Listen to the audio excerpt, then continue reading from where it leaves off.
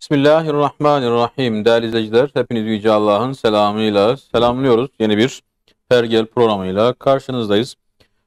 Bu akşam Kudüs ve Mescid-i Aksa ki Recep ayının bu son haftasında Miraç gecesini de idrak ettiğimiz için Kudüs haftası olarak idrak ediliyor. Dolayısıyla biz de ağırlıklı olarak yoğun bir şekilde Kudüs haftası etkinliklerine yer veriyoruz ve programlarımızda e, daha çok bu minvalde işliyoruz. Şimdi evet, Kudüs haftası yine konumuz. Kudüs ve Mescid-i Aksa, Kudüs-ü Şerif ve Mescid-i Aksa. Değerli iki konuğumuz var o konuyla alakalı. FİMET Derneği'nden Filistinli gazeteci ki Ahmet Ebu Takiye konuğumuz. Yine e, Alimler ve Medreseler Birliği Genel Başkan Yardımcısı Sayın Suat Yaşasın Hocam da inşallah konuğumuz olacaklar. Ama o konuya girmeden dedik ki bugün 28 Şubat'ın yıl dönümü. Belki sürpriz gibi oldu. Hocam burada yakalamışken ki kendisi de 28 Şubat'tan mağduru zaten. Öncesinin de mağduru hocam. Eskilerin de mağduru ama 28 Şubat neydi? 25. yılında onu önce bir değerlendirelim istedik. Şöyle kısa bir değerlendirme ilk bölümde. Ardından inşallah o Kudüs Haftası etkinlikleriyle devam edeceğiz. Mehmet Göktaş hocam bizlerle. Hocam hoş geldiniz. Hoş bulduk. Teşekkür ederim. Şimdi evet, Muhammed Ebu Takiye diye düzeltelim, özür dileyerek. Konuğumuz az sonra bizlerle birlikte olacak. Şimdi hocam 28 Şubat'ı her sene bir şekilde tekrar maalesef yad etmek demeyelim ama olumsuz bir olay olduğu için anmak, hatırlamak zorunda kalıyoruz. Geçti, geçmedi, etkileri bitti, bitmedi, bu tartışmalar herhalde epey daha sürecek. Yani çünkü 1000 yıl sürmediğine göre 1000 yıl sürmedi ama bitti mi bitmedi mi? Bunlar sürecek, bu tartışmalar. 28 Şubat şöyle kabataslak neydi, ne bıraktı, ondan sonra ne oldu? Hani Müslüman halk üzerinde, sivil toplum üzerinde, kanaat çevreleri üzerinde nasıl bir etki bıraktı? Devlet nasıl okudu? Siyaset nasıl gördü? Ve şu anda eğer geçmişe dönüp şöyle bakarsak neler oldu, olmalıydı, olmamalıydı? Şöyle genel bir yorumunuzu alalım hocam. Buyurun. Hayırlı akşamlar diliyorum bütün muhterem izleyenlerime.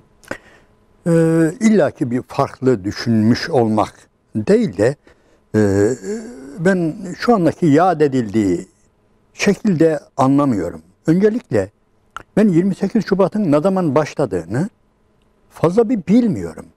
Çünkü bizim önceki hayatımızda 28 Şubat gibiydi. Yani önce ortalık çok çok güzeldi de, yani güzelce Müslümanca bir hayat yaşıyorduk da birileri pat diye çıktı, buna engel oldu. Darbemsi bir şeyler yaptı gibi falan değil. Yani biz önceden de yani çok güzel bir nefes alamıyorduk. O aynen devam ediyor. Onun için inanınız ben, ya bu ne zaman başladı, ne zaman bitti, hele başladığının bir çizgisini göremediğim gibi falan, şu falan güne kadar çok güzeldik, çok iyiydik. Falan gün birdenbire işte darbeciler şunu yaptı, bunu yaptı. Ondan sonra da şurada da bitti diyemiyorum. Ha, şu olabilir. Bir takım siyasiler için bu söz konusu olabilir. Yani birdenbire birilerinin iktidardan indirilmesi, efendim yeni görev verilmemesi falan, bunlar olabilir. Ama bizim gibi sivil hayattaki mücadele eden diyelim insanların 28 Şubat'ı net ve berrak değil. Ta baştan beri devam ediyor baskılar.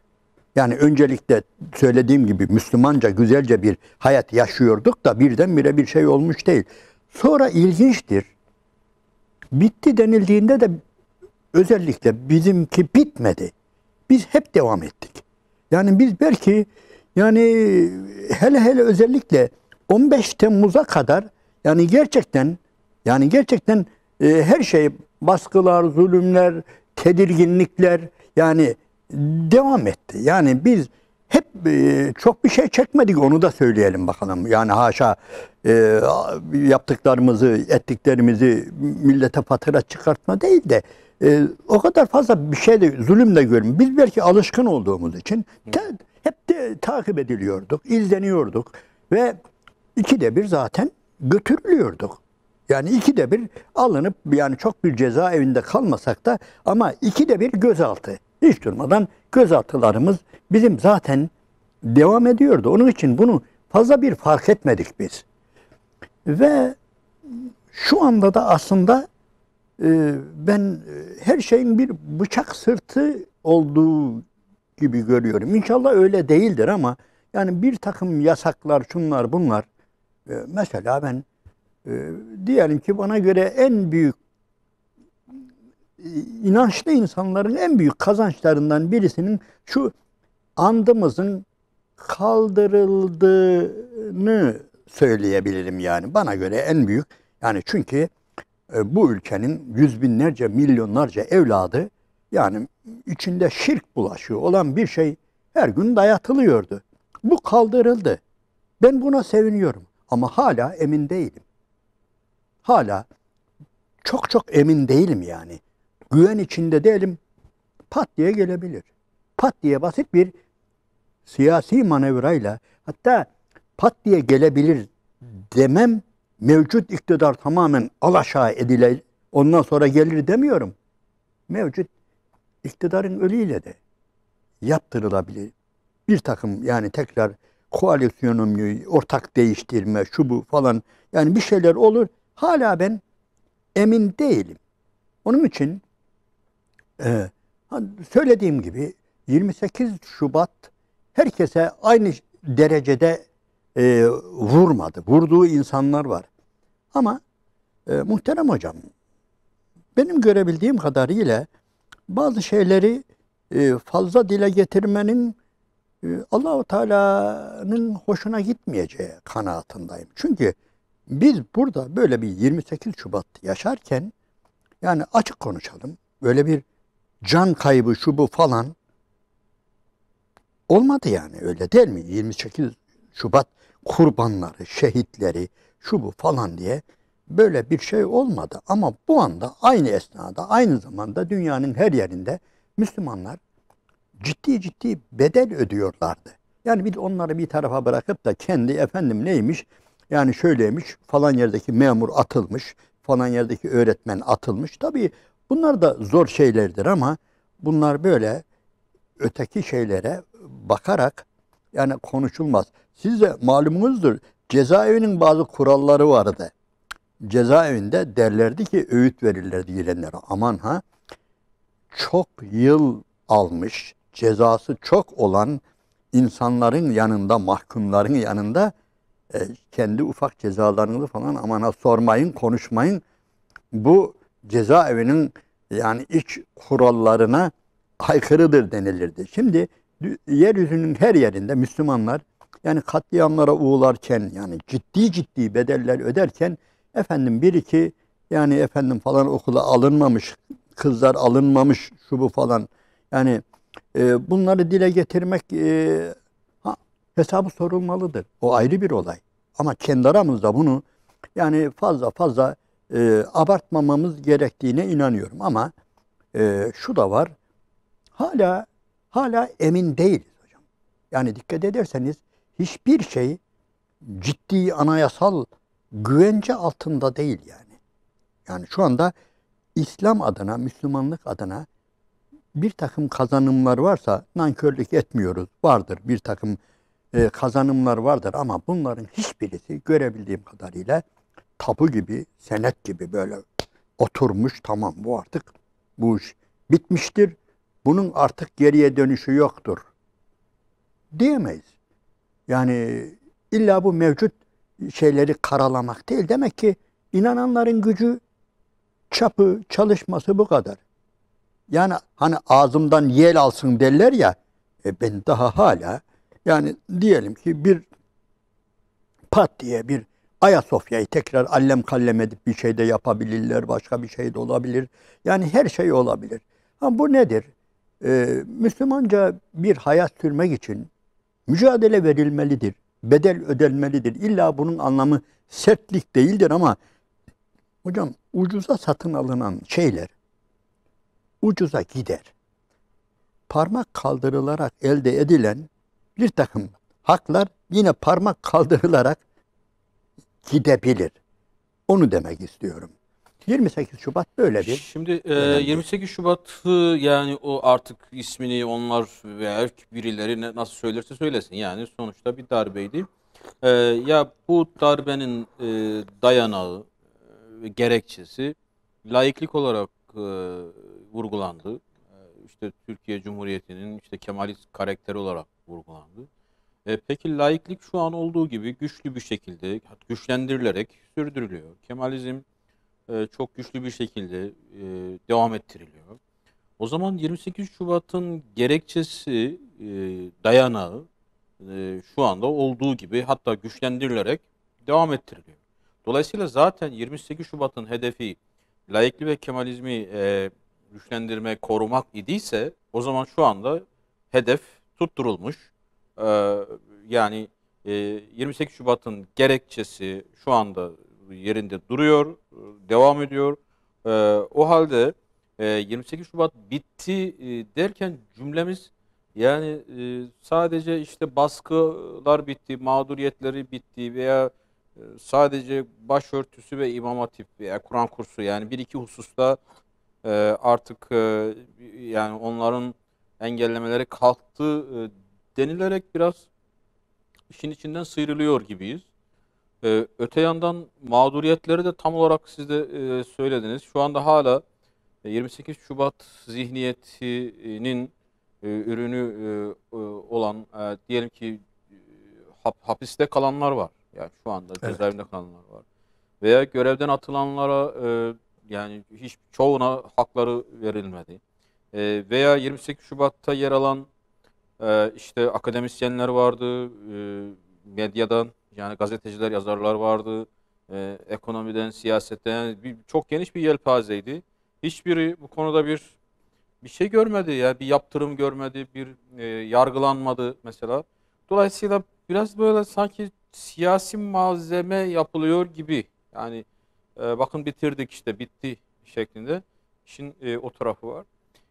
Ama 28 Şubat tam bitti denmesi için herhalde gerekçelerini konuşmamız mı gerekir? Öyle tabii. Gerekçeleri yani şu anda hocam eğer bir el değiştirse hafiften tekrar 28 Şubat'ı uygulamak için yeni bir kanun çıkartmalarına yani 28 Şubat'ın dönmesi için eğer dönecekse bunun için ne referanduma gerek var ne anayasa değişikliği. Çünkü aynı kanunlar duruyor.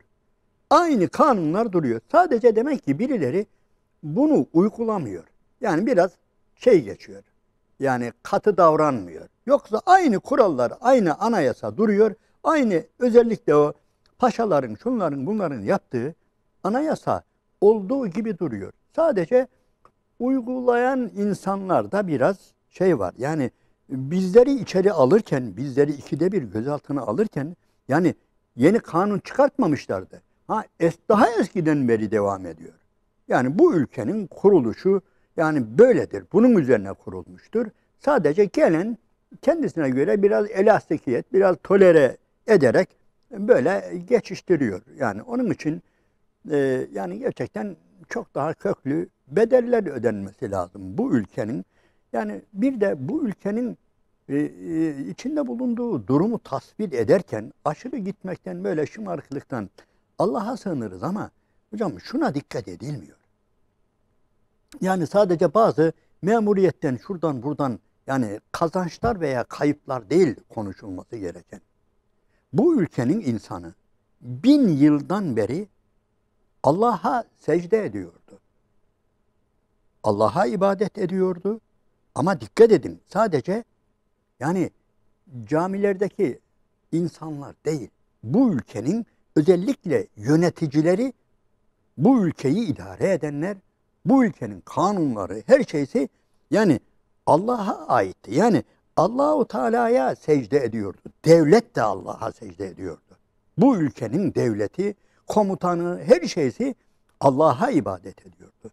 Ama 100 yıldan beri bu ülkede, yani bu ülkeyi özellikle resmen idare eden insanlar isteyerek veya istemeyerek, severek veya sevmeyerek, bu ülkedeki milyonlarca öğrenci yani ne yapıyor? Bir ideoloji, bir Kemalist ideoloji uğrunda. Yani orada, secdesi de orada, saygı duruşu da orada, yemini orada, dikkat edin. Yemini orada. Bu nedir? Yani belki şey olacak ama hakaret değil. CHP'nin genel başkanı. Yani düşünebiliyor musunuz? Bu ülke insanı CHP'nin genel başkanına taptırılıyor.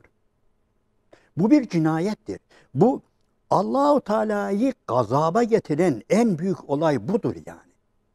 Yani bir haşa Allah adına konuşma değil de Allahu Teala'yı bu ülkede en çok gazaba getiren olay 1000 yıldır kendisine ibadet eden bir yapı 100 yıldır ortadan kaldırılmış.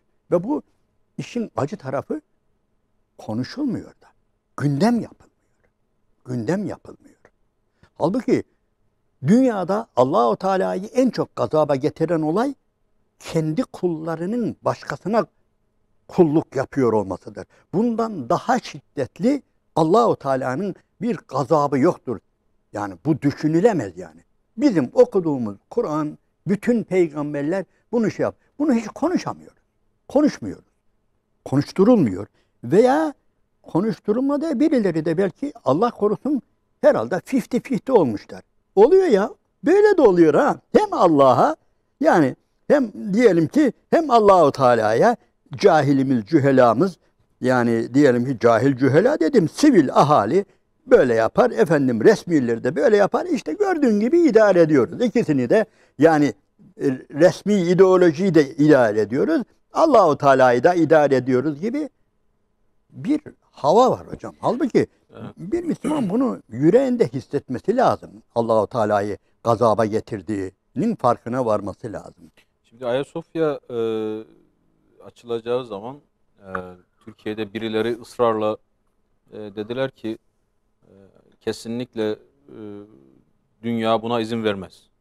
Yani Ayasofya'nın tekrar camiye dönüştürülmesine ne Amerika, ne Avrupa, ne Rusya hiçbiri izin vermez dediler. Hiçbir şey de olmadı. Yani işte Olmadı. Demek ki olmayabilir de. Bak Olmadı. bu da Evet. yani ben bununla efendim bunda bir oyun var. Hiç kimse bir şey demediğine göre herhalde yok, onu demiyorum. Allah razı olsun. Biz nankörlük yapmıyoruz. Yani şu anda Müslümanca hayatımıza katkıda bulunan engelleri, Müslümanlığın önündeki hayatı Müslümanca yaşamamızın önündeki engelleri eğer birileri kaldırıyorsa, uğraşıyorsa, mücadele veriyorsa siyasilerden, şunlardan biz nankör değiliz. Allah'ın izniyle biz onlara dua ediyoruz. Ama diyoruz ki sağlam olsun biraz. Sağlam olsun bak. Bu geri yani bu ipi iyi bağlayın. Şeyi bağlayın aksi takdirde bu tekrar yani döner gelir çürük olursa eğil yani sadece sizinle beraber olursa ve siz gidince eğer yani biraz daha değişik birileri geldiğinde eğer gelecekse yani bunlara dikkat edelim. Evet. Bunu diyor. Şimdi 28 Şubat'ın o Jacoben yani tavrı, dili Müslüman cemaatlerde, tabanda, çevrede bir tepkiye sebep oldu. Yani Evet. bir dirençle karşılaştı 28 Şubat. Fakat şu anda izlenen politika ise sanki o direnci kırma üzerine. Yani başörtüsüne karşı işte devlet tarafından bir engel getirilmesi Müslüman toplumda bir tepki ortaya çıkarırken başörtülü kişilerin şahsiyetsizleştirilmesi, başörtünün içinin boşaltılması bu tür hassasiyetlerin işte yavaş yavaş sanki geri plana itildiği anlamına da gelir mi diye sorayım. O cümleyi sizden isteyeyim. Tamam. Şu anda hani tabi böyle çok uçuk eleştiriler doğru değil ama yani 28 Şubat'ta daha ruhen daha dinç olan, daha dinamik olan İslami kesimler şu anda sanki nasıl olsa birçok cephede kazandık, artık mücadele dönemi değil gibi bir rehavete kapılmışlar. Yani şu anda başörtüsü yasaklansa bile ya önemli olan başörtü takmak değil, önemli olan ahlaklı olmak, işte güzel ahlaklı olmak diyecek kıvamdalar. Ne diyorsun? Hocam burada ben açık konuşayım. E, Tamamen bu söylediğiniz şeyler gerçektir. Gerçek olan veyahut da büyük bir kısmı gerçek olabilir. Yani tesettürün içinin boşaltılması da vardır. Yani Müslümanca kisvenin altında Müslümanca olmayan veyahut da dünyevileşmiş, sekülerizme kaymış bir hayat tarzı olabilir. Ama ben açık konuşuyorum. Burada %100 yönetimi suçlamıyorum. Yani bu bana göre Müslümanlar 3 imtihandan geçmemişti. Bu ülkede Müslümanlar koltuk imtihanından geçmemişti. Dindar insanlar. Onun için birincisi koltuk imtihanı, makam imtihanı, ikincisi kadınla tanışmamıştı. Müslüman erkekler özellikle kadınla tanışmamıştı. Onun için fire verdiler biraz. Ne Döküldüler. demek kadınla tanışmamış? Buyur. Kadınla tanışmamış derken Diyelim ki yani bir Müslüman kadını tarih yani tüccar, evet, şöyle diyelim, evet. bir Müslüman yani iş adamı olmuş, daha o zamana kadar ciddi bir iş adamı değilmiş. Efendim büro açmış, bilmem ki açmış. Orada bir sekreter o zamana kadar görmemiş. Yani buna benzer. Veyahut da bir takım yerlerde yani bayanla iç içe olmamış diyelim. Evet. Bayanla burun buruna gelmemiş. Ve erkekler de bunu bayanlar için de söyleyebiliriz. Bir de parayla. Müslümanlar parayla ciddi anlamda tanışmadı. Makamla tanışmadı bayan ve bundan dolayı bazı dökülmeler oldu. Dökülmeler oldu. Ben bu dökülmeleri yani bazıları tamamen kasıtlı olarak yani mevcut iktidara yüklüyorlar da hayır. Bu sosyoloji yani bu hayatın kuralıdır. Ve bu dökülmeler oldu ama ben yine tekrar kazanacağı kanaatindeyim. Müslümanlar bu imtihanları geçecektir. Yani tökezledik diye oradan geri dönmeyecek. Yine aynen devam edecek. Bu hayatın içinde para da olacak, makam da olacak, bayan da olacak. Yani hepsi olacak. Yani üniversite olacak. Yani her şey olacak. Ama Allah'ın izniyle ben daha sonra ben çok iyimserim şey olacak yani. Kurtulacak. Yani bu imtihanları geçeceği kanaatindeyim. Tabii geçme esnasında birileri tabii düdüğe koyup üfürecekler. İşte bak şu Kur'an kursunda şöyle olmuş, şurada böyle olmuş, işte falan makam sahibi işte sakallı şöyle şöyle yapmış.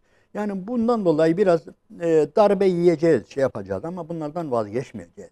Bu nedir? Yani mecellede bir kural vardır. Bir şey tamamen elde edilemezse tamamen de terk edilmez. Allah'ın izniyle ben bireyler olarak, toplum olarak, Müslümanlar olarak hep bir yani el birliğiyle bu şeylerin aşılacağı kanaatindeyim. Allah razı olsun hocam. Çok çok teşekkür ediyoruz. Ben Sağ olun. teşekkür ediyorum. Neyi konuşacağız? Az önce söylemiştik. Kudüs Haftası dedik. Ve yoğun işte etkinliklerle bir şekilde iade ediliyor, idrak ediliyor. Tabii aynı zamanda Recep ayının son haftası Miraç Kandili ile birlikte de e, öne çıkıyor. Şimdi e, stüdyo konuğumla başlayayım hocam. Size de arada inşallah döneceğim. Yoğun bir aslında programınız vardı sizin de. E, Allah razı olsun, kırmadınız, koşturuyorsunuz. Sağ olun. Şimdi belki sizden o etkinliklerin nasıl geçtiğini de dinleyeceğiz. Yani soracağız. Yani belki tamamını izlemedik ama kim neler konuştu, özet olarak herhalde paylaşacağınız hususlar vardır bizimle. Çünkü çok önemli konuklardı, çok değerli konuklarınız vardı ve çok farklı hususlara değindiklerini düşünüyorum. Çok hoş sözler de çıktı orada, tespitler de vardı. Şimdi stüdyo konuğuma döneceğim evvela. Muhammed Ebu Takiyye Fimet Filistin Medya Derneği değil mi? Onun Evet. yönetim kurulu üyesisiniz. Çok yoğun bir şekilde, aktif bir şekilde medyadasınız. Sizi takip ediyoruz. Diğer kanallarda da sizi görüyoruz, izliyoruz. Şimdi Kudüs, Kuds-ı Şerif ve Mescid-i Aksa özellikle Miraç gecesinde e, daha fazla hatırlanıyor ki bu vesileyle herhalde Kudüs Haftası denmiş. Şimdi genel bir değerlendirmeyle e, yani önemi daha önceden de konuştuk bunlar ama sanki sürekli hatırlanması gerekiyor. Sürekli konuşulması gerekiyor. Mescid-i Aksa'nın Müslümanlar için önemi birkaç cümleyle bunu alalım ve yine şu anda hem Mescid-i Aksa çevresinde Kudüs-ü Şerif'te hem Filistin'de neler yaşanıyor şu anda o değerlendirmelerini de alalım inşallah. Oradan öyle bir giriş yapalım. Buyurun. Kudüs Haftası özellikle geçen seneden beri başlamış bir uluslararası bir etkinlik ve İslam dünyasına kapsanan bir etkinlik olarak bütün Kudüs alanında ve Kudüs davası için, Müslümanların ilk kıblası için çalışan ve faaliyet yürüten kurumlar ve kuruluşlarla birlikte düzenlenen bir etkinlik. Aslında çok önemli bir etkinlik ve bunu İslam dünyası bir araya gelmek ve Kudüs davası, Müslümanların ilk kıblası için bir araya gelerek çalışmak ve ortak bir çalışma yapmak aslında Müslümanların şuuru ve Müslümanların bilinciyle ile ilgili önemli bir nokta atılmış ve önemli bir adım atılmış olmuştur. Ve bu adım ikinci sene bugün bu ikinci sene olarak düzenlemesi devam eden ve yaklaşık 400 kuruluşun katılmasıyla birlikte ve katılmayla düzenleniyor. Dünyadaki neredeyse 50 ülkeden katılan kuruluşlar tarafından düzenlenen bir etkinlik. Ve bunu bize hep Kudüs'ün gündemde tutması ve Kudüs'ün Müslümanların ilk kıblası ve Müslümanların bir araya getirecek olan dava Kudüs davası Müslümanların hafızında yerini taze tutması ve hep canlı bir şekilde tutması konusunda çok büyük bir katkısı bulunuyor. Ve Müslümanların artık Kudüs için gösterilmiş bir örnek, ortak bir çalışma bunu da okuyabiliyoruz. Bu taraftan da okuyabiliyoruz. Aslında bütün alimler birliği ve bunlar 400 kuruluştan bahsettik. Bu 400 kuruluş ve 50 ülke bir araya geldi. Bunu şöyle demek ki bütün Müslümanlar bir araya getirecek bir konumuz var. Bir davamız var. Az önce siz Kudüs'ün ne kadar önemli ve Müslümanlar için ne temsil ediyor bahsettiniz. Kudüs aslında bizim en kutsal kitabımızda bir ayettir. Müslümanların ilk kıblası, ikinci mescidi, üçüncü haramı. Bütün bunları söylemekle yeterli olduğunu düşünüyorum. Yani biz Kur'an'dan, Müslümanların en kutsal kitabından bir ayetten bahsediyoruz. Ve tarihe baktığımızda Müslümanların izzeti, Müslümanların onuru gösteren bir konudur, bir davadır. Yani biz Müslümanların durumu öğrenmek istersek ya da Müslümanların hangi bir hala düştüğünü öğrenmek istersek sadece Kudüs'e bakmamız gerekiyor. Kudüs'e baktığımızda oradaki durumu neyse Müslümanların durumu budur. Bütün bunların ve bu bilinç ve öğrenmeden, bilgi sahip olmadan sevmek olmaz diyorlar. Ve bunu kesinlikle biz Kudüs'ü seviyoruz. Bizim ilk kıblamız olduğunu da biliyoruz. Ama bunun ne kadar önemlini, her kişinin bir görevi olmasını ve her kişinin bir görev yerine getirmesi gerektiğini anlatmak açısından bu faaliyetlerin çok önemlidir. Ve bu tür faaliyetler sadece bir hafta boyunca Kudüs için çalışalım diye yapılmadı ve düzenlenmedi. Ama sanki bir orada bir istasyon gibi düşünelim ve oradaki bütün faaliyetler bir araya, bütün çalışanlar, bütün dernek, bütün kuruluşlar, ülkeler bir araya gelerek bundan sonra yıl boyunca yapılacak faaliyetler daha yoğun bir şekilde yapılması konusunda, daha yoğun bir şekilde, daha etkili bir şekilde yapılması konusunda konuşuluyor, istişare ediliyor. Bunlar hepsini önemli. Bununla birlikte işgalcilerin bilenleri bozmak adına bu tür faaliyetler çok önemlidir. Yani biz oturup bir olay olunca aya, ayakta durmaya çalışalım diye bir davet olmaması. Filistin sadece olaylık ya da olaya bağlı bir davet, Kudüs davası olaya bağlı bir davet olmamalı. Aslında bizim 100 yıldan beri açık bir şekilde açık bir yaramız var ve bu yara bir an önce sahibe çıkmalıyız ve bu yara bir an önce güzel bir şekilde ona bakmamız gerekiyor. Bunu hatırlatıyor. Biz sadece bir olay olunca ya da Ramazan'da bir saldırı olunca hadi Kudüs'e konuşalım. Kudüs'ten şöyle bir duruma gelmiş oluyoruz. Baştan anlatmamız gerektiğini ve gerekmiş bir duruma düşmüş oluyoruz. Sadece bir olay ya da bombaların sesi çıkınca Kudüs'ten bahsediliyor. Bu artık Kudüs'e ve kutsal bir dava için geçerli bir ve sağlıklı bir durum olmadığını, bu da yeni bir gösterisi. Kesinlikle Kudüs gibi bir dava sahipleri için her gün Kudüs'lü bir yaşam olmalı. Her ev içinde Kudüs için bir dert, yani Kudüs adına bir dert olmalı. Her aile için Kudüs'le ilgili bir projesi olmalı ve bütün bunlar hatırlatmak adına öyle bir faaliyet düzenleniyor. Evet. Suat hocama da döneyim. Hocam dedim ya, yoğun bir haftadaydınız. Şimdi katılımcılar dedim ya, neye dikkat çekti diye mi sorayım? Yani özet olarak hangi hususlar dile getirildi, neler vurgulandı, etkinlikler nasıl geçti, nasıl devam ediyor? Buyurun hocam, sizden dinlemek isteriz. Gibi en fazla çeken husus çok garip olmasa da tüm katılımcıların Müslümanların vahdet bahsetmesiydi. Zaten en önemli husus. Bazıları bu hususları getiriyorsunuz diye bazen gına geldiği oluyor. Biz hiç bunu belirlemedik zaten bazen. Değişik yerlerinden değişik ulemanın veya sahip kişilerin aynı konuya temas etmesi hakikaten bu işin çok büyük bir önem arz ettiğini gösteriyor. Gerek Türkiye içerisinde gerek dışarısında şahsen dinlediğiniz programları dinlediğim hocalarımızın hemen hepsi bunu çizdi. Belki fikri cihette veya yöntem anlamında birbirine tamamen zıt, hatta fikri cihetle tutmayacağı düşünülür.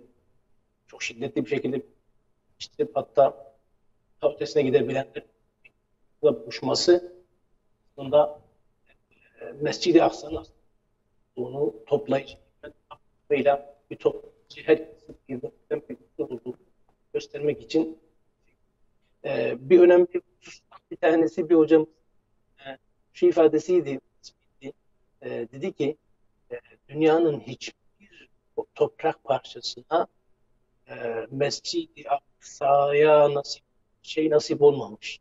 Mescid-i Aksa'da 124 bin tane peygamber, hani Peygamber Aleyhisselatü Vesselam Efendimiz'e dayandırılan Sevuzer'in çıkarımı 124 peygamber geldiği gibidir. Bütün bu peygamberlerin hepsinin aynı anda, aynı yerde, aynı imam arkasında, Peygamber Efendimiz Aleyhisselam'ın arkasında namaz kılması oldu. Bütün dünya tarihi boyunca sadece bu mübarek beldeye nasip olmuşturla alakalı tespitti. Mühim hususlardan bir tanesi de çok değişik yerlerden gelen İslami hareket temsilcileri ciddi problemleri olmasına rağmen Kudüs'ü diledikleri hususuydu. Mesela Türkistan Alimler Birliği Genel Sekreteri bu alimler konuşmasında mevcuttu. Onun da derdi Kudüs'tü. Elit Alimler Birliği Genel Sekreterinin derdi de Kudüs. Yani hani özellikle sıkıntı yaşayan yerlerden Suriyeli, Yemenli, Libyalı hepsinin ana derdi Kudüs. Biliyorlar ki Kudüs'te savaşanlar, kuvvet gösterenler, geliş gösterenler hepimiz adına gösteriyor. Orada düşerse aslında hepimiz düşeriz. Tabii ki işin akide değil, siyasi stratejik benzeri hususlar da ayrı. Ancak hakikaten uç noktası orası. başka programda daha söylemiştim. Hani bir mütefekkirin tespit değil. Aslında hepimiz teslim olduk zaten maalesef küffara. Bir tek direnen Kudüs ve etrafında, yani Filistin dediğimiz yerdeki Müslümanlar. Bir onlar teslim oldu. Direniyor diye başka yerlerde yoksa bir orası kaldı diye söyleniyor. Bu anlamda hamdolsun çok yerinde tespit ettiğim gibi altı çizilecek bana mesele fark etmesiydi. Hatta bir hocamızın mezhepler sebebiyle veya belki savaşlar sebebiyle yaşadıkları sıkıntılardan ileri gelen, yani bazen mazur görme oluyor, savaşlar oluyorsa maalesef Müslümanlar arasında bir vakamızdan eden mezhepleri dışlayıcı ifadeler üzerine. Başka bir hocamızın İbn-i Teymiye'den, Şeyhülislam İbn-i Teymiye'den getirdiği şu şeyi çok altını çizerek dedi ki, Teymiye diyor ki fasık bile olsa size Müslümanlarla ortak noktalar bulmak gerekiyor. Yani uç noktaların bir kaynak olarak belki kendisinden çok önemli bir husus. Başka programlara çağrıldığında halkın bu düzeyde icabet edebileceği, belki Peygamber Efendimiz Aleyhisselam'ın olması mevzusu hariç, bunun dışında hiçbir başka nokta tutmayacağı meselesi. Yani siz hangi programa, hangi meseleye, hangi münasebete insanları sık sık çağıracaksınız da peş peşe davet edeceksiniz de parasını, zamanını, enerjisini, başka programını hepsini buna feda edecek de koyacak da ısrarla buna gelmeye devam edecek. Zaten bu da çok önemli bir nokta. O münasebetle evet bizi hem birleştiren bir olarak ortada duruyor hem de bizi diri tutan, ayakta tutan, kan pompalayan bir olarak duruyor. Kudüs haftasıyla aslında biz Kudüs ve etrafında murabıtlık yapan, direniş gösteren KVM'de destek göstermiş olmuyoruz. Böyle sanıyorum ki tam tersine Kudüs haftasıyla biz Kudüs dışındaki Müslümanlar olarak kendimiz için direnme, murabıtlık yollar arıyoruz. Peki hocam, teşekkür ediyorum. Şimdi Muhammed Ebu Takiy'e kendisine döneceğim. Az önce siz dediniz ki tepkisel bir şekilde sahiplenmemek gerekir. Olayı bir umde gibi görmek gerekir. Yani böyle madem ki Kur'an-ı Kerim'in önemli bir dikkat çektiği husustur Mescid-i Aksa. Dolayısıyla Müslümanların bu konudaki sorumluluklarını hatırlaması gerekir. Şimdi fakat yani olaya tabii gerçekçi de bakarken yani şu anda bölge ülkelerinin işte işgal rejimiyle bir şekilde normalleşme çabaları ortada. Yine dünyadaki Müslümanların kayıtsızlığı ortada. Bu durumda Kudüs'ü neler bekliyor? Yani Mescid-i Aksa'nın geleceği için, Kudüs'ün geleceği için ümidimiz var, eyvallah, ümit var ama şu yaşanan hadiselere, tabloya baktığınız zaman ne görüyorsunuz? Ne olur yani Kudüs'ün ister yakın ister uzak olarak soralım. Geleceği için ne öngörüyorsunuz? Kesinlikle hocam. Çizdiğimiz tabloda olumsuzla dolu olabilir. Ancak Kudüs ve Kudüs davası her zaman Müslümanların umudu olmuştur. Ve yeniden Kudüs'e ve Kudüs ayakta tutan o bölgenin mukaddes olduğunu ve Allah tarafından kutsal kılınmış bir toprak olarak her zaman bu 2 milyar Müslüman için umut olmuştur, oluyor, olacaktır. Ve oradaki Müslümanların direnişi, Müslümanların izzeti bugün Meraç Kandili ihya ediliyor ve bugün Filistin'in her yerinde Kudüs'e yönelik yola çıkan binlerce Filistinli ve işgalcilerin bütün vahşi saldırılarını, bunu belki izlemiştiniz, ciddi saldırılar düzenlendi ve Müslümanların girişi Kudüs'e ve Mescid-i Aksa'ya girişlerini engellemek adına çok vahşi saldırılar düzenlendi. Çocuk, kadın demeden, yaşlı, genç demeden Filistinliler saldırıldı işgal devleti tarafından. Bütün bunlara rağmen yaklaşık 100.000 Filistinli Mescid-i Aksa saf tuttu. Bu ve geçen Ramazan'daki yaşanan direniş ve yaşanan olayların ve direniş tarafından gösterilen cesaret ve gösterilen direniş ve bütün ümmetin onuru ayakta tutacak bir direniş gösterildi. Bütün bunlar Kudüs'ün kutsal olduğunu ve Müslümanlar için kutsal bir dava olduğunu ve Müslümanlara artık biz Kudüs'ü kurtarmaya çalışmıyoruz. Kudüs bize kurtaracak ve o zilletten bize çıkaracak. Nasıl bir araya Müslümanlar getirerek ve Müslümanların bu davanın ne kadar kutsal olduğunu sorumlulukları hatırlayarak ve artık biz bir araya gelebiliyoruz ve bizim davamıza sahibi çıkabiliyoruz diye ve oradaki kuşatmalar rağmen zalim olan bir kuşatma Gazze yönelik uygulanıyor. 15 seneden beri bu kuşatma uygulanıyor. Bütün bunlara rağmen Gazze içindeki direniş 2 milyar Müslüman adına bir sahne gösterdi ve çok onurlu bir direniş gösterdi. Bütün Müslümanlar tarafından ve herkesin gurur verecek bir direniş gösterildi. Ve son yaşanan olaylardan sonra kesinlikle bahsederken rejimlerden yani hükümetlerden bahsedilmeli ve halktan başka ayrı bir tarafta tutulmalı. Çünkü halklar ve Ramazan'daki yaşanan olaylar halkın nabzı gördük. Ve direnişin arkasındaki duran 2 milyar neredeyse 2 milyar Müslümanın sesi duyduk.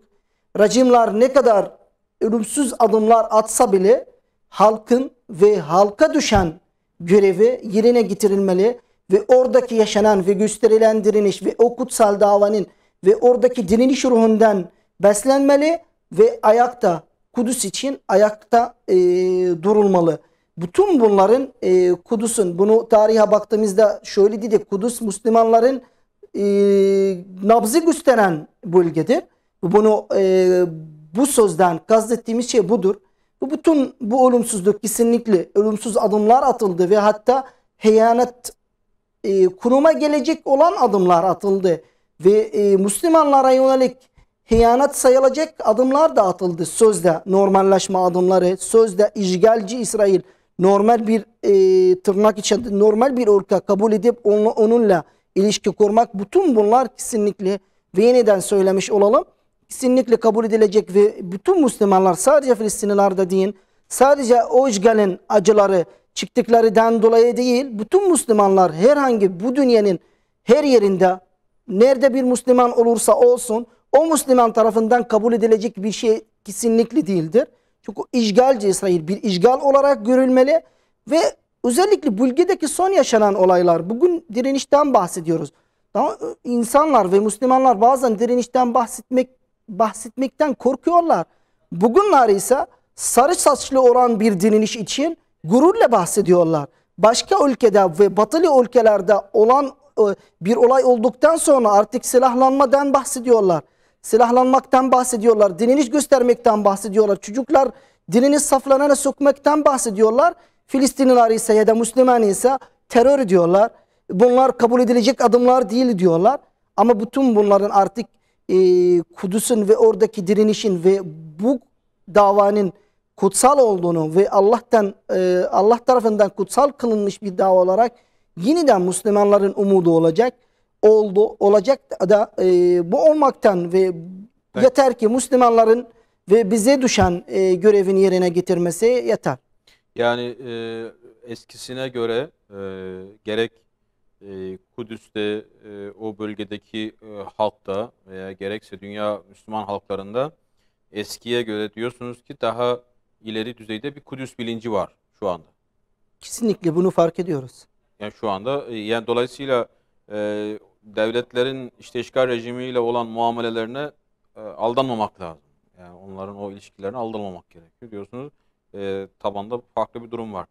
Şimdi Suat Hocam az önce siz de dünyanın çok farklı ülkelerinden işte Kudüs'ü baz alan, esas alan açıklamalara değindiniz etkinliklerde.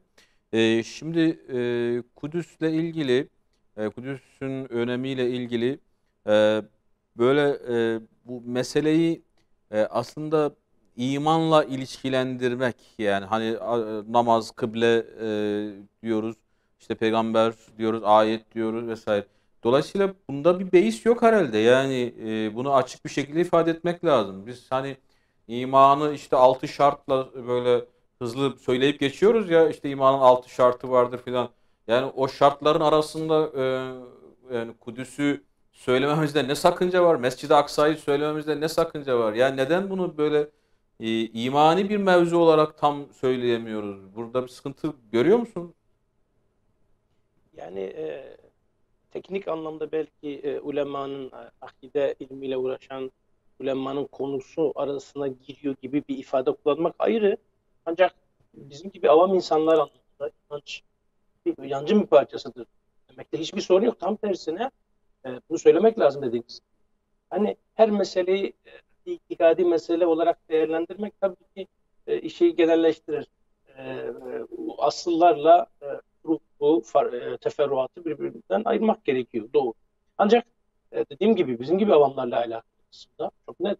Peygamber Aleyhisselatü Vesselam'a inmiş olan İsra suresi, Peygamber Aleyhisselam'ın işte İsra ve Miraç mucizesinden bahseden, onunla başlayan İsra suresi tam da Kur'an'ın ortasından, Kur'an kitabın ortasından bahsettiğinizde göreceğiniz üzere hemen girişinde ilk ayetlerinde Mescid-i Aksa'nın kurtarılacağı söyleniyor. İkinci defa ifsada da bulunacaklar yeryüzünde diye geçiyor ayette. Ve tekrar ordular, Müslüman ordular gidip onları darmadağın edeceği söyleniyor. Bu anlamda Kudüs e, hakla batıl arasındaki en keskin e, dönemeçlerden bir, en keskin savaş alanlarından bir tanesi. Çok çok net. Ha, işin şer'i boyutuyla alakalı. Herkese vacip midir? Değil. Müslümanların burayı koruma zorunluluğu var mı? Yok. Güçlerine, imkanlarına göre değişkenlik arz etmekle beraber kesinlikle yeteri kadar direniş gösterememe durumu söz konusuysa herkese vacip olur. Çok nettir. Sadece Kudüs ile alakalı bir mesele değil artık. Mukaddeslerle alakalı bir mesele değil sadece. Herhangi bir İslam beldesi işgale uğruyor. Bu Müslümanlar bunu def etmekte yeteri kadar güç sahibi değilse başta en yakınlar olmak üzere tüm Müslümanlara şer'an cihad etmek farz-ı kifayeden sonra farz-ı kifaye çıkar, farz-ı ayna dönüşür. Bu münasebetle tam bir zorunluluk hali. Ha, buna göre biz Müslümanlar kendi aramızda iş bölümü yapıyoruz. Bizim aramızda bu Müslümanlar, Filistin'de bulunan Müslümanlar kastederek söylüyorum, hepimiz adına kıtal yapıyorlar, direniş gösteriyor, fiili direniş gösteriyor. Bizler de onlara gerekli bütün desteği sunmakta yükümlüyüz. Kendi aramızdaki şey. Birileri kendince ruhsat aramaya çalışıyorsa, bulmaya çalışırsa ben orayı karıştırmak istemem. İşimiz, meselemiz, konumuz fıkıh da değil. Ancak işin aslı budur. Bir de altı çizilmesi gereken önemli noktalardan bir tanesi de şudur. Haçlılar, evet 88 sene kaldılar belki sadece gibi görünüyor ama çok vahşi zulümler işledi. Haçlılar sebebiyle Kudüs ve etrafında pek bir Müslüman kalmamıştır. Bazı tarihçiler hiçbir Müslümanın kalmadığını söylüyor.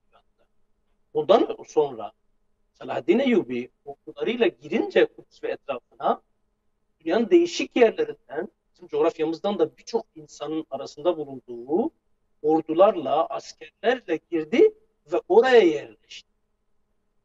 Bu bile tek başına tüm Müslümanların meselesi olduğunu gösteriyor.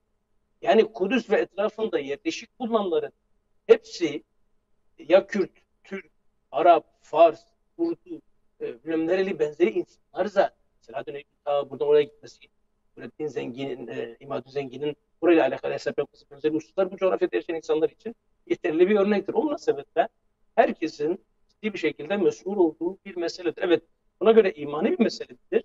İnançla alakalı bir meseledir. Kur'an'da geçtiğine göre bu kıyametin bir de önemli bir unsurlarını içerdiği üzere hadis-i şeriflerde bu sefer söylüyorum. Evet imandır. Zira Peygamber Efendimiz Aleyhisselatü Vesselam'a dayandırılan eşrat-ı saadenin, kıyametin alametleriyle alakalı meselelerin hemen hepsi, çok önemli bir kısmı Kudüs ve etrafında yani Bilad-ı Şam etrafında vuku bulacak. Mesela Deccal'ın Lut kapısında öldürüldüğü geçer hadis-i şeriflerde. Bu Kudüs kılıcı savaşı sırasında e, 48 topraklar dediğimiz Siyonistlerin fiilen işgal altında bulunan yerlerdeki ilk kalkışmanın olduğu yerdi. Buna göre demek istediğim gerek ayetlerde gerek hadislerde her şey orayı gösteriyor. İsa Aleyhisselam gökten nüzul ettiğinde nereye inecek? Tabii ki onu belki bilemeyiz de nereden çıktı?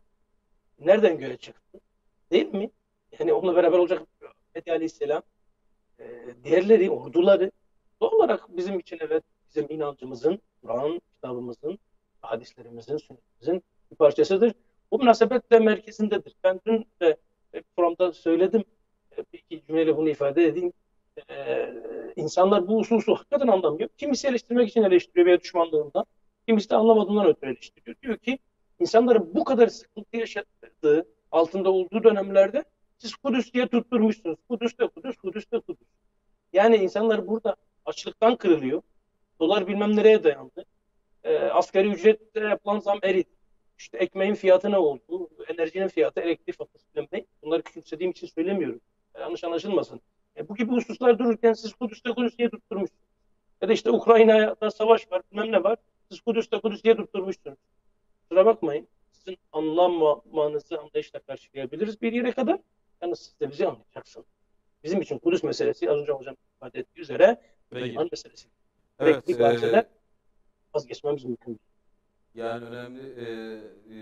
Kudüs merkezde olmalı, yani ilk sıralarda olmalı.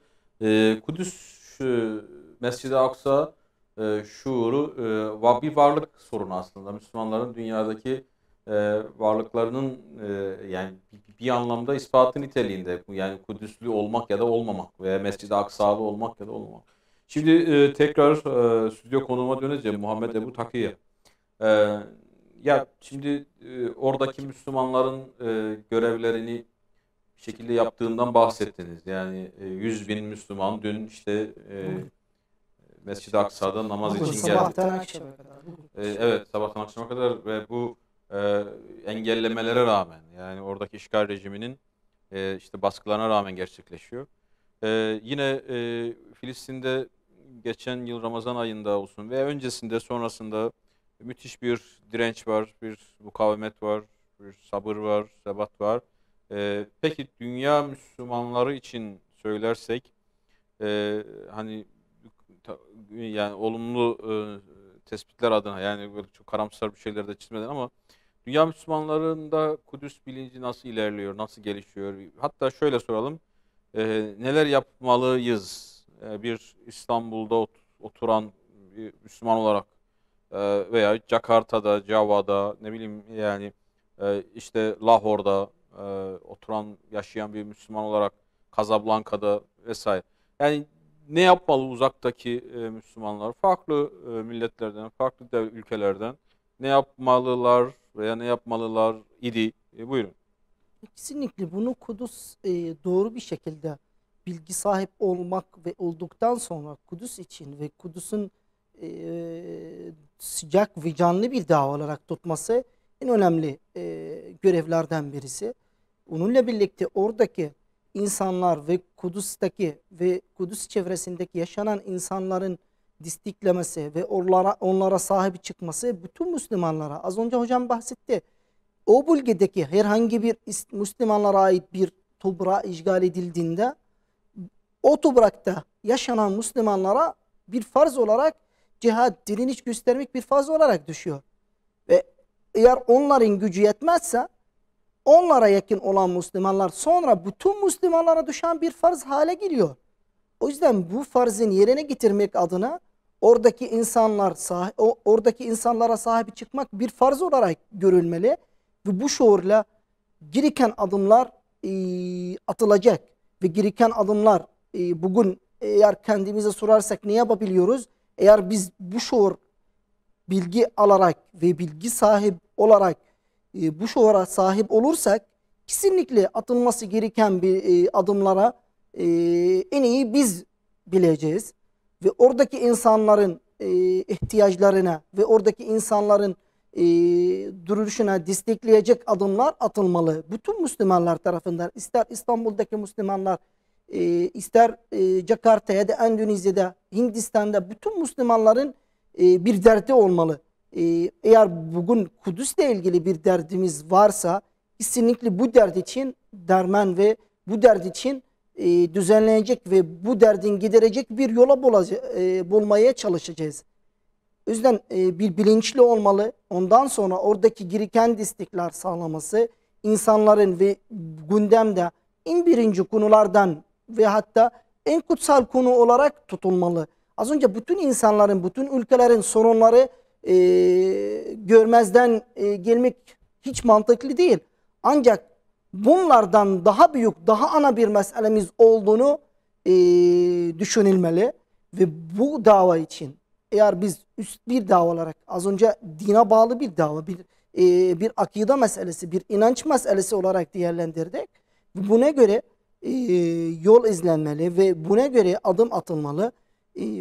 Bugünlerde yapılmıyor değil, yapılıyor.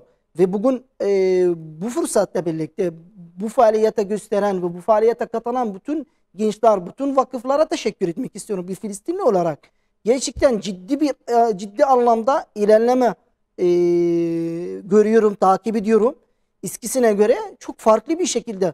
Dün bugün bu sıcak gelişmeler, daha bu hashtag çalışmaları ya da konferans çalışmaları artık nereye katılacağını bazen bir planlama yapmak durumda kaldık. Bütün bunlar eskisine gibi ve eskisine göre farklı ilerlemiş bir hale geldi ve daha ilerlemiş. Bunu bilgi sahibi olduktan sonra ilerlemiş bir hale geldik ve farklı adımlar atmaya başladık. Daha farklı bir adımlar atılacak. Yeter ki bu yol içinde yürümeye devam edelim ve bu şuurla, bu bilinçle yürümeye devam edelim. Ve oradaki insanların, Kudüs'teki bulunan Müslümanların ve o işgal, o zulüm altında bulunanlarından biz kendimizi farklı tutmayalım. Onlarla birlikte bir olarak görülmeli ve onlarla birlikte hareket edilmeli. Onların ihtiyaçları her konu açısında, her destek şekli onlara gönderilmeli ve onlar için bütün bu adımlar atılmalı. İster medya alanında bugünlerde, bugün Kudüs'te yaklaşık Ramazan'daki yaşanan olaylar gibi olaylar yaşandı bugün. Sabahtan beri akşama kadar çok vahşi görüntüler aktarıldı Kudüs'ten. Çocuklar darp ediliyor, kadınlar darp ediliyor, gençler de darp ediliyor, vahşi bir şekilde darp ediliyor. Gel bakalım medya kuruluşlarına bakalım. Kim bunlardan bahsetti? Yani Ukrayna'dan kesinlikle bütün mağdurlar için, kesinlikle bütün siviller için endişe içindeyiz. Onlar için ve onlara hiçbir kötü, hiçbir zarar gelmesini istemiyoruz. Ve onların neredeyse görüyoruz, bir insan olarak görüyoruz. Ve Müslüman aslında bunu hak edecek ve en iyi bir şekilde yapacak kişi insanlar. Bunu görüyoruz ama Kudüs'te Müslümanların ilk kıblasında bütün bunlar yaşanırken hiç konuşmamak, hiç dile getirmemek, bunlar aslında büyük bir sorunlar. Bir gazeteci olarak, bir medya mensubu olarak bütün medya mensupları tamam teşekkür ediyoruz. Gerçekten eskisine gibi farklı çalışmalar yapılıyor, daha önem veriliyor. Bunu tespit etmiş olalım ama yeterli mi? Bu büyük bir soru. Bütün kuruluşlara, bütün insanlara sadece bu kuruluşlara ait bir görevde değil. Bugünlerde ve yeni bu dünyada herkesin telefonuna artık bir kanal olabiliyor. Artık bir medya kuruluşu olabiliyor.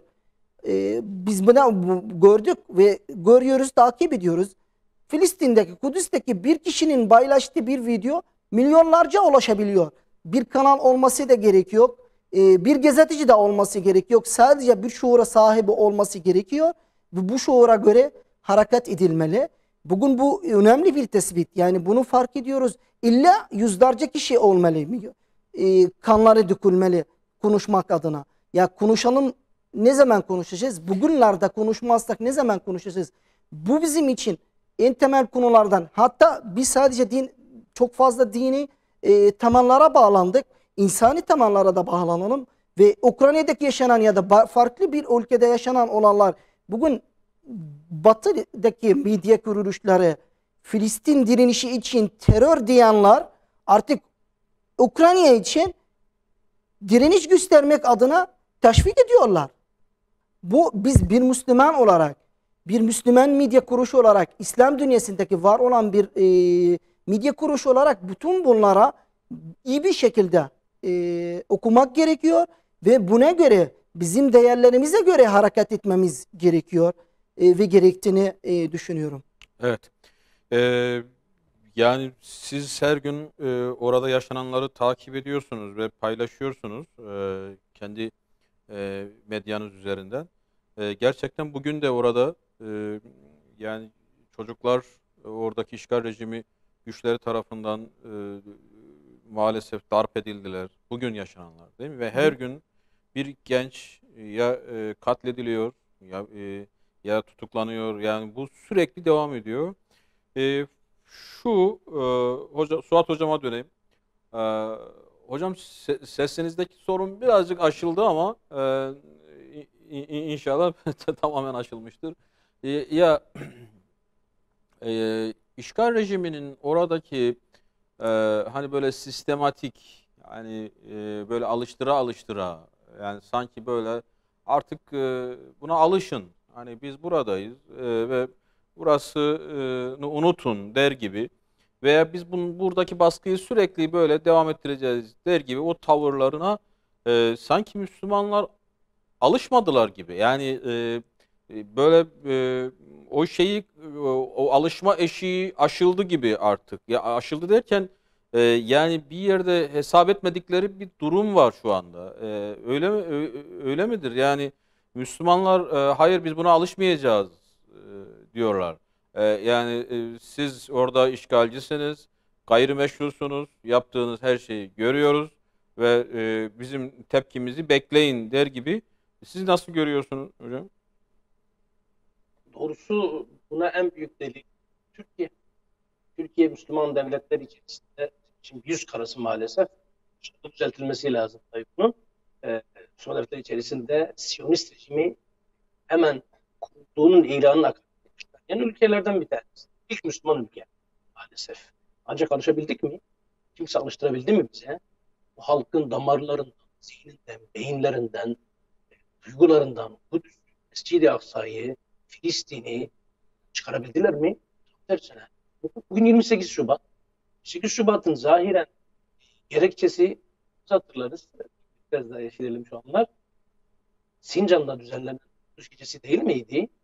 Sebebiyle Ramazan'ın son cuması. Hemen akabinde birkaç son tankları dolaştırmanın sebebi o değil miydi? Ancak boyun eğdirebildiler mi? Alıştırabildiler mi? Bildiğiniz üzere asla. Türkiye'de böyleyse ki Türkiye laiklik ismiyle, Kemalizm adıyla dinsizleştirme, düzelteyim, aslında İslam'a düşmanlık edilme noktasında başka hiçbir Müslüman memlekette yaşanmamış şeylerin yaşandığı bir ülke. Hepimiz beraberce yaşamışız, yaşayanların çocuklarıyız. 18 sene boyunca ezanın bile değiştirildiği tek memleket olmasına rağmen üstüne bu ve hemen ismini tanıyor. Buna rağmen bir şey yapabildiler mi? Yok. O zaman diğerlerinde hiç olmaz. Camp David Anlaşması ile beraber 80'den bu yana 40 seneden fazla zaman geçti. Mısır ne yapabildiler? Mısır'da yaşadım ben 4 sene. İsrail'i diyemezsin. Sudan'da anlaşma yaptılar da ne oldu? İsrail ismiyle, tırnak içerisinde söylüyorum, İsrail ismiyle açacak büyükelçilik için yer bulamadı. Sudanlar yer vermedi. Aynı sıkıntıyı şimdi geçen sene güya normalleşme ismiyle tırnak içerisinde yapan Fas'ta yaşıyorlar. Bu kadar uzaklaştırılmış milletlerin içerisinde bile. Asla, asla. Tam tersine açık söylüyorum. Bunlar normalleşme. İmzalarla bilmem ilişkileri daha fazla ileri götürmeyle alakalı şeylerini daha fazlalaştırsınlar. Ben istiyorum doğrusu. Ne kadar yaparlarsa bizim kendimize gelmemiz, yönetimlerimizi gasp etmiş zalimlerden veya bizim dinlemek yerine Batılıları, zalimleri dinlemekle ilgili meyli bulunan yöneticilerimizden hızlı bir şekilde kurtulmakla alakalı imkanlarımız olmuş olacak. Asla alışmadık, tam tersine bunları alıştırdık diye söyleyebilirim. Bunlar İsrail ismine alışmayacağımıza alıştılar. Bunları kabul etmeyeceğimize alıştılar. Onun ötürü uyuyamıyorlar.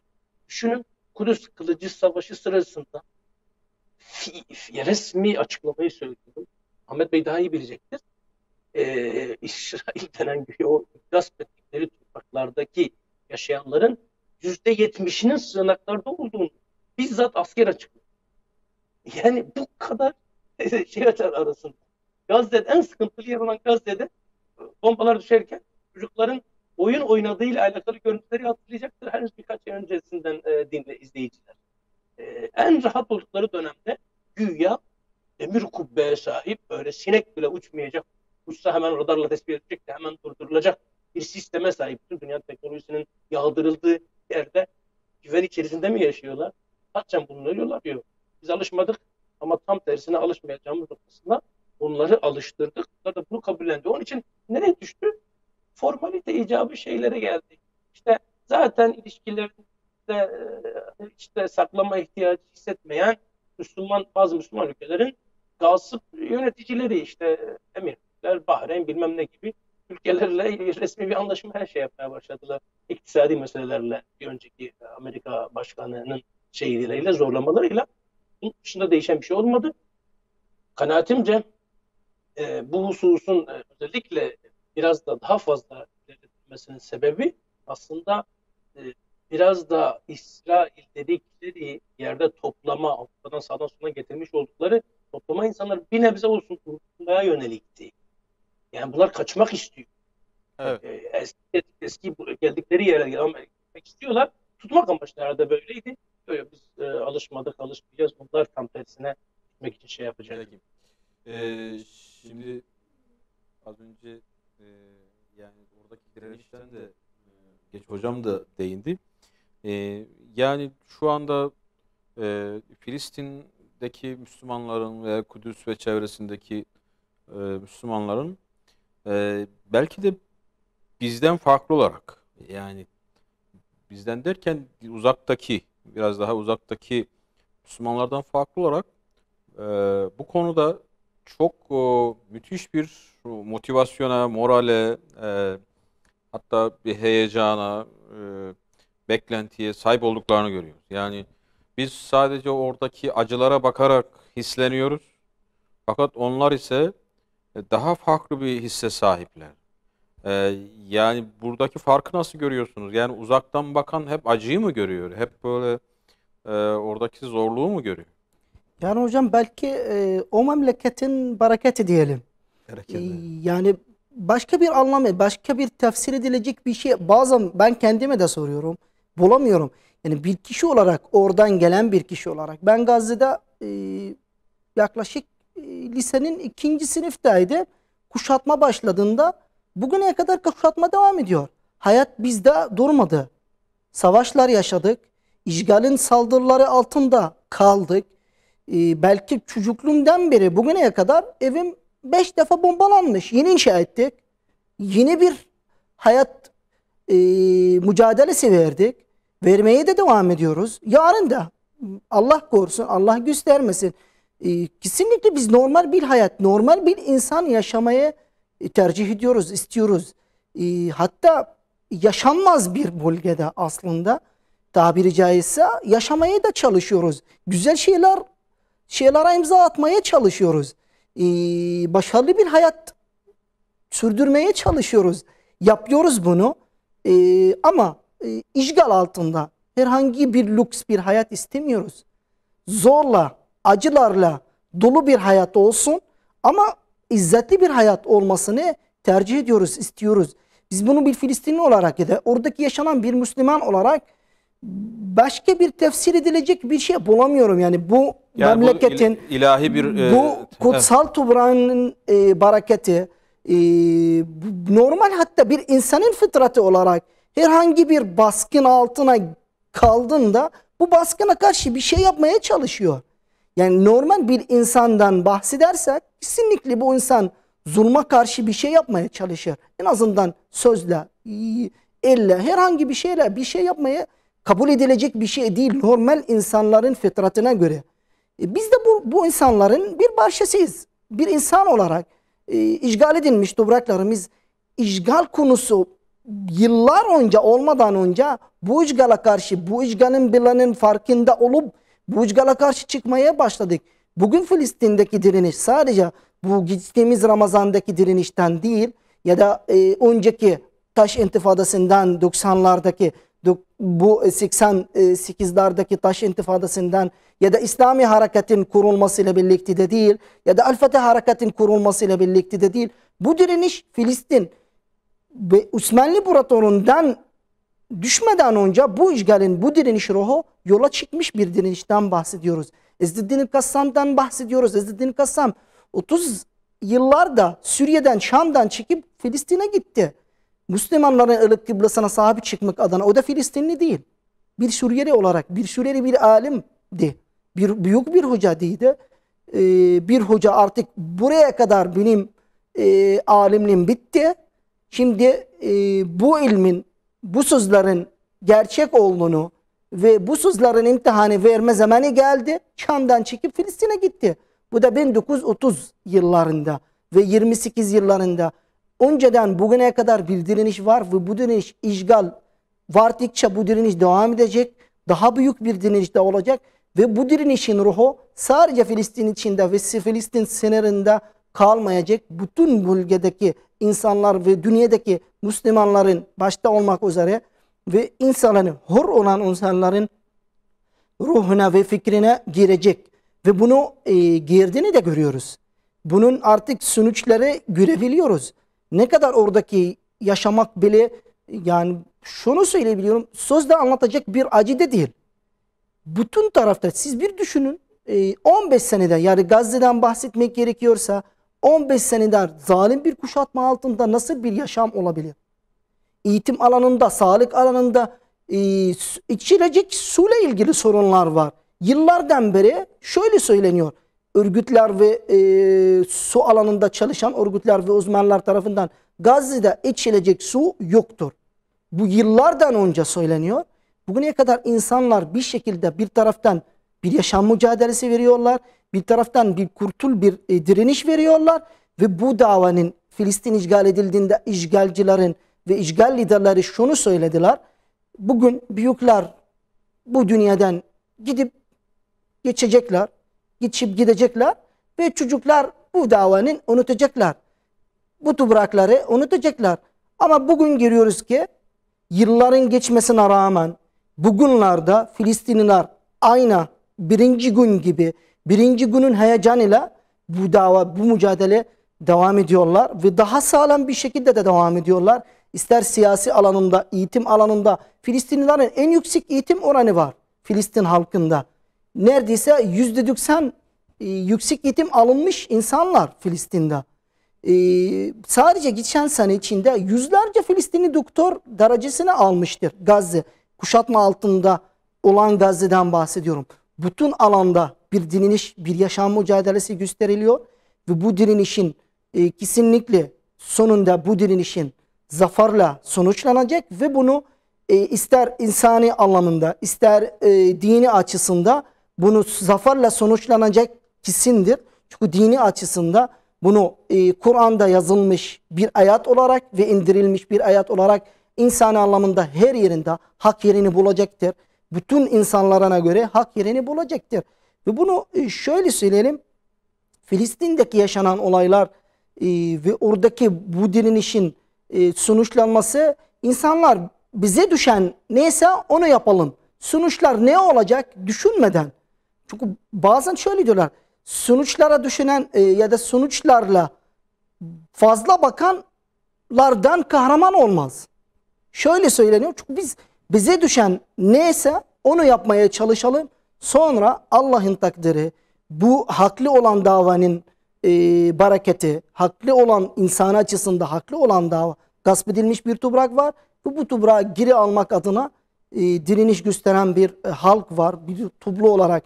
Bunu şöyle söyleyeyim, bunu söylemek istedim. Filistin halkı yaklaşık %50'si Filistin dışında bulunmaktadır.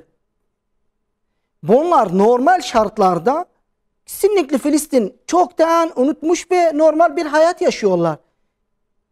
geçtiğimiz günlerde İstanbul'da yaklaşık 50 ülkeden gelen Filistinliler neredeyse yaklaşık 2000 Filistinli bir araya gelerek Filistin davası ve geri dönüş hakkıyla ilgili ve Filistin davası ve oradaki Filistin içindeki var olan mücadele de bir söz sahibi olabilmek için bir araya toplandılar ve bu ikinci toplantıları 5 sene önce başlamış, bunu düzenlenmiş ve bugün birkaç önce de İstanbul'da da düzenlendi. Bunlar bazıları yeni nesilleri, orada yeni nesillerle karşılaştık. Bazıları Arapça bile konuşmakta zorlanıyorlar. Ama Filistin'i, Mescid-i Aksa'yı, gasp edilmiş haklarını hiç unutmamışlar. Ve bulundukları ülkelerde, ister Güney Amerika'da, Lübnan'da, Suriye'de 50'den fazla bir ülkeden gelen Filistinliler en temel noktaları ve bulundukları nokta Filistin'e geri dönme hakkı, Filistin'deki varlıkları ve çalınmış toprakları geri dönmek adına Peki. çalışıyorlar. Evet. Yani mücadele kesinlikle gelişiyor, artıyor. Her alanda yani müthiş bir sahiplenme var. Dolayısıyla bu da Allahu Teala'nın bir lütfudur, bir bereketidir dediniz. Çok teşekkür ediyoruz. Ben teşekkür ederim. Sağ olun. Yine Suat Yaşasın hocama da çok teşekkür ediyoruz. Allah razı olsun. Sizden de, Programımıza hocamızdan da. katıldılar. Değerli izleyiciler, bu haftada Pergel'den bu kadar. Gelecek bölümde inşallah buluşmak dileğiyle diyoruz. Hepinize Allah'a emanet ediyoruz. Selamun Aleyküm ve Rahmetullahi ve Berekatuhu.